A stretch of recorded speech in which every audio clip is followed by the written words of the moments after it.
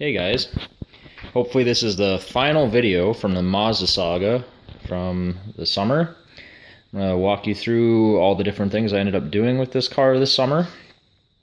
And what initiated it was the car would not start at one point this summer. It would not crank over. I thought I had a bad starter. I didn't. Anyway, we'll go through everything. So I have a diagnostic video on how to go through your starter system if your car does not crank over. I'll be linking that in the footnotes, and actually it should pop up in a box right now. And the actual thing that caused it not to start actually wasn't even in that video, but I'll cover that. We'll walk over and take a look at it. So the car wouldn't start, and what it actually ended up being was I have a factory installed alarm system. This downward facing fuse over several years had just fallen out and got kicked under the seat, and that disabled my engine. And this little box back here, which is friggin' zip tied in, that's the factory alarm system. So if that loses power for any reason, your car is not going to start under its own power. But you can bypass it. You can start it if you run power. So I was bump starting the car for a while, and that worked fine. But so if the car's not starting, that's one other thing that I don't have mentioned in the other video. But then after I kind of had it fixed, what I did is I had replaced the starter, which we can't see, but it's through like right at the tip of my finger. You can actually see it if you have a light in the right spot. But I got a Remand starter from AutoZone before I had done enough testing. And as it turns out, that starter was actually bad. It didn't crank the car fast enough to get I think the camera crank position sensor to identify that the engine was properly cranking, so it wasn't firing. And it was a big issue to figure out, because when I originally took the starter out, I had lots of trouble, ended up pushing on wires and whatnot. And yeah, I thought I had messed up a critical wire to a sensor, and that was my problem, but it probably didn't have anything to do with the problem. And then the other issue is when it would heat soak, then it really didn't want to start. So as soon as the engine got warm, it wouldn't start at all. The next problem I had was when I was out driving the car, all of a sudden the tach started just jumping around erratically and going crazy, and then it got so you couldn't even drive the car at all, and it basically left me stranded. And then I let the car sit for about 20 or 30 minutes while luckily I was in town, so it wasn't too big a deal, and I had pulled over in a safe position. And then I jumped back in the car, and it started right back up and ran fine. Well, if that happens, here's your cam position sensor, and down here, I'll grab my light and see if we can see it. Sorry about this. I'm not going to be able to see it now. I just made a mess of the light. Alright. So anyway, your crank position sensor is this wire. So if you follow that wire, you'll find it. But it's way down at the bottom on the crank. And that ended up being that issue.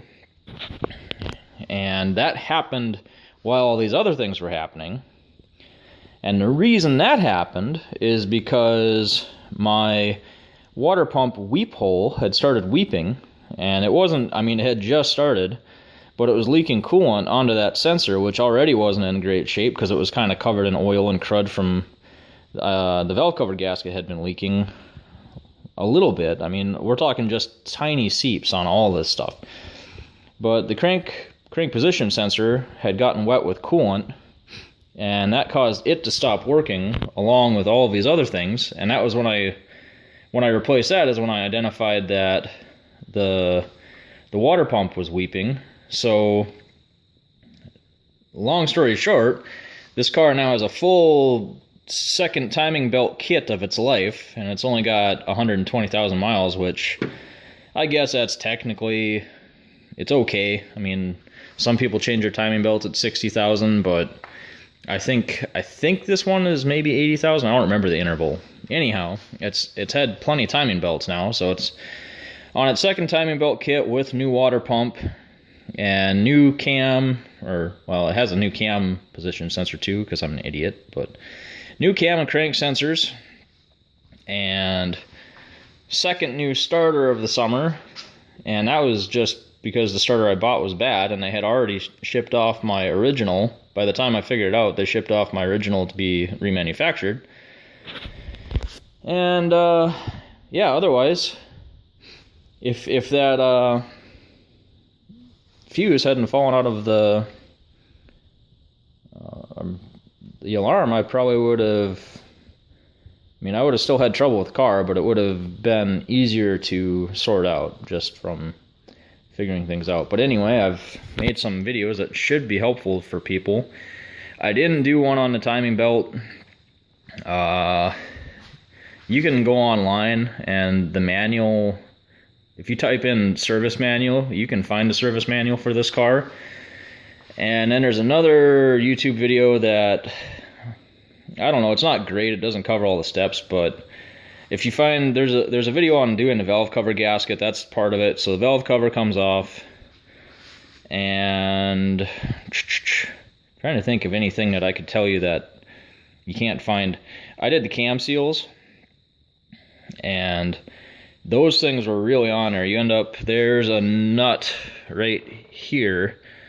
I don't remember exactly what size it is. I think I ended up using an American wrench on it, but you can do this with, you can vice grip your cams very carefully. You don't want to mess with anything, but you use a vice grip so they can't spin, because these things they want to rotate, so you want to make sure that there's no possibility that they'll rotate away from you. But you can get a wrench on the, I mean, there's an actual wrench spot. Like I said, I just don't remember the size. So I ended up having the vice grips on there, and then I had a big wrench, probably, I don't know, big wrench here, and then I ended up using I think these are only 12 mil or something stupid like that, but I ended up using a big breaker bar to get them loose so I could pull them out. They're notched, and then I ended up using a specialty tool it goes in and grabs the